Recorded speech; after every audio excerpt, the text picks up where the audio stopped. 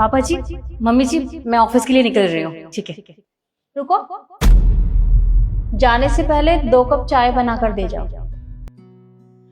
Mummy जी, वो मैं late हो जाऊंगी ऑफिस के लिए। वो क्या है ना, आज मेरा पहला दिन है। अगर पहले दिन लेट हो गई तो इम्प्रेशन अच्छा नहीं पड़ेगा। हाँ हाँ, बहुत सही तो कह रही है। आज पहला पहला दिन है, जाने दो, लेट हो जाएंगे ऑफिस जा रहे। अरे क्या पहला दिन और क्या आखिरी दिन, ऑफिस के सब दिन एक समान होते हैं। और चाय बनाकर दे जाएगी तो क्या हो जाएगा। इतनी देर में तो चाय बन भी जाती, जितनी देर तूने बातें बनाने में लगा दी है। अब जा और जाके चाय बना कर ला। जी, अभी बना कर लाए।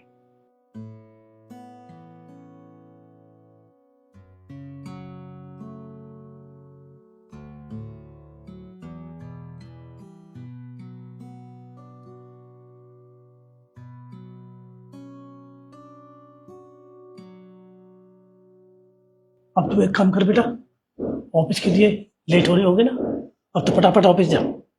जी, हाँ, लेट मत हो बेटा। All the best. Thank you.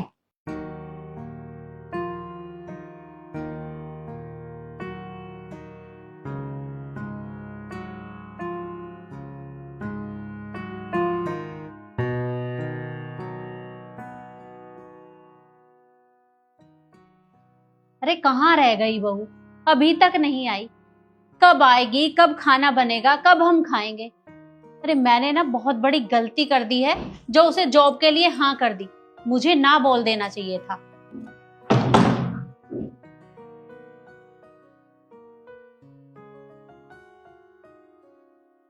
Good evening पापा जी। गुड इवनिंग मम्मी जी। गुड इवनिंग बेटा, कैसा रहा आज का दिन? क्या कैसा रहा? अरे ऑफिस ही गई थी, कहीं जंग लड़ने नहीं गई थी ये। कैसा रहा? बहू, किचन में जाओ और जाके खाना बना दो। वो क्या? जाओ, अब जाओ, जल्दी खाना बनाओ।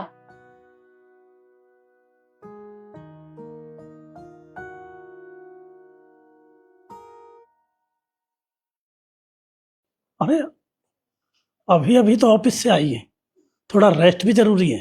क्या रेस्ट लेने दो?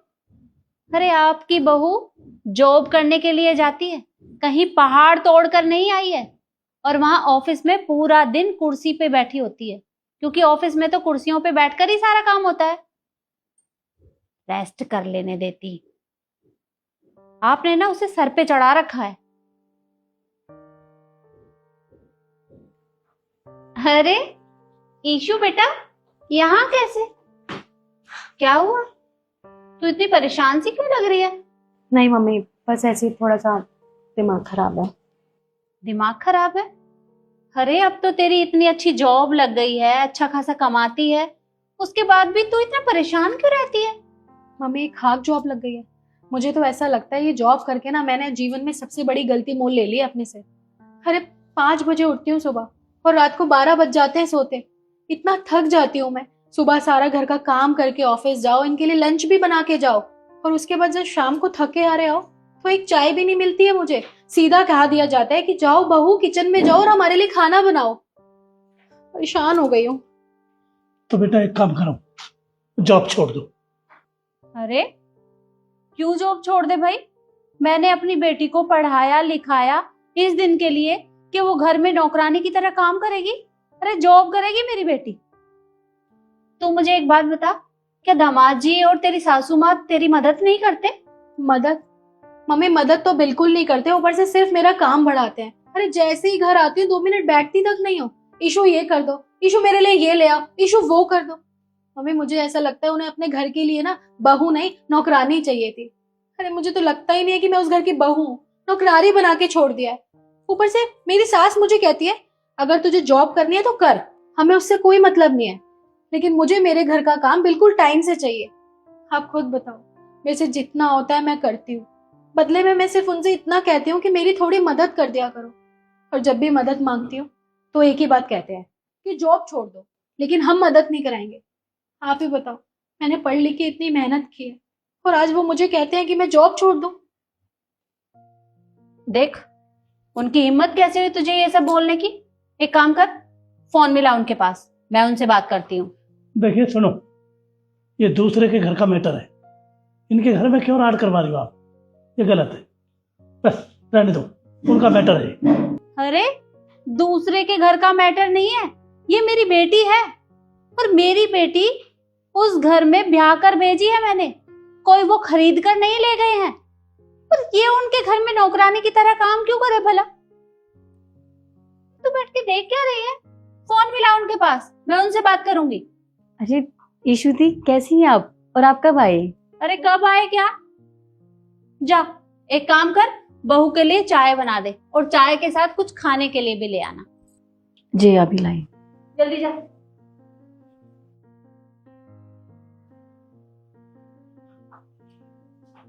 अरे तू ऐसे क्यों बैठी है? फोन मिला ना। मम्मी मुझे एक बात बताओ, अगर मैं अपनी सास को फोन मिला भी दूंगी तो आप उनसे क्या बात करोगे? अरे क्या बात करूंगी? समझाऊंगी उन्हें। क्या समझाओगे? मुझे ऐसा लगता है ना, आपको मेरी सास को समझाने से अच्छा खुद को समझाना चाहिए। आपने अभी क्या किया? क्या किया मैंने?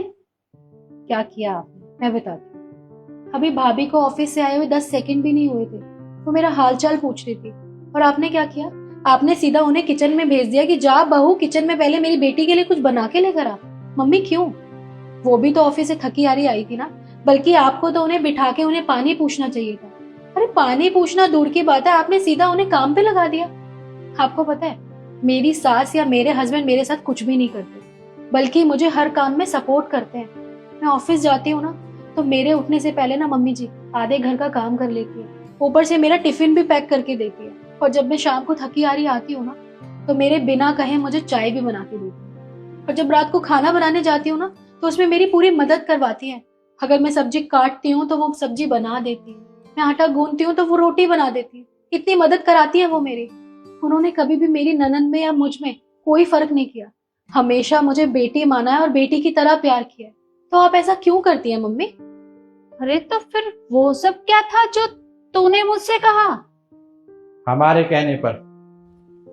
तुम्हारे कहने पर? हाँ, पापा और मैंने मिलकर बात की और फिर सोचा कि क्या करें जिससे आपको समझा सके। तो इसलिए हमने ईशु को ऑफिस से बुलाया ताकि आपको पता चले कि आप अपनी बहू के साथ कैसा बर्ताव करती हो।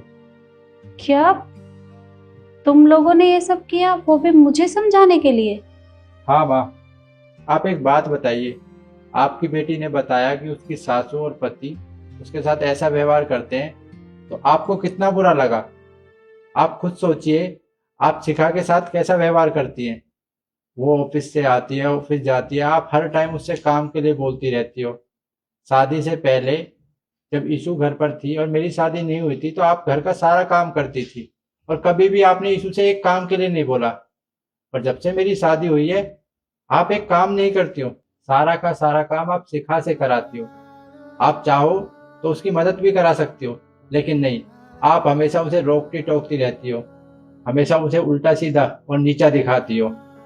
पर आपको ऐसा नहीं करना चाहिए। और माँ, आप ना बेटी और बहू में बहुत फर्क करती हो। सही कहा बेटा, मुझे अपनी गलती का एहसास हो गया है। और ना तुम तीनों ने बिल्कुल ठीक किया मेरे साथ। मुझे तो अपनी गलती दिखाई ही नहीं देती। अगर तुम लोग मुझे नहीं समझाते तो मैंने हमेशा बेटी और बहू में भेदभाव किया, उसे कुछ से कुछ सुनाती रही। मुझसे बहुत बड़ी गलती हो गई है, तुम तीनों मुझे माफ कर दो।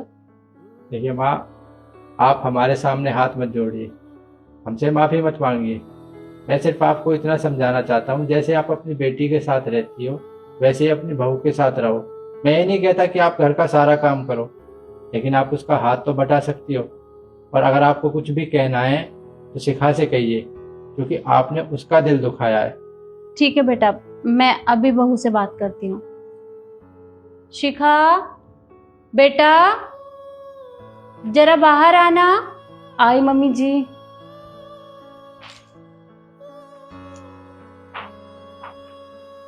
जी मम्मी जी बोलिए। शिखा बेटा, मुझे माफ कर दे, मुझसे बहुत बड़ी गलती हो गई। मैंने तेरे साथ क्या कुछ नहीं किया। अरे जब देखो तुझे डांटती रहती हूँ, कभी तुझे अपनी बेटी की तरह नहीं समझा। पर आज मुझे अपनी गलती का एहसास हो गया है। मैं आज के बाद तेरे साथ इस तरह का व्यवहार नहीं करूंगी। बस तू मुझे अपनी माँ समझकर माफ कर दे। मम्मी जी, पहली बात तो हाथ मत जोड़िए, और आपने कहा ना मुझे बेटा, बस मेरे लिए इतना काफ़ी है। आपको पता है, मैं चाहती हूँ कि जो मेरी सास हो वो बिल्कुल मेरी माँ की तरह हो, मेरी गलतियों पे मुझे डांटे, फटकारे, मुझे समझाए, बस मुझसे प्यार से बात करे, बिल्कुल माँ की तरह। मुझे और कुछ नहीं चाहिए मम्मी जी। आज के बाद मैं तुझे अपनी बेटी की तरह प्यार करूंगी और तुझे कभी नहीं डांटूंगी। अच्छा, बेटी तो मैं भी हूँ।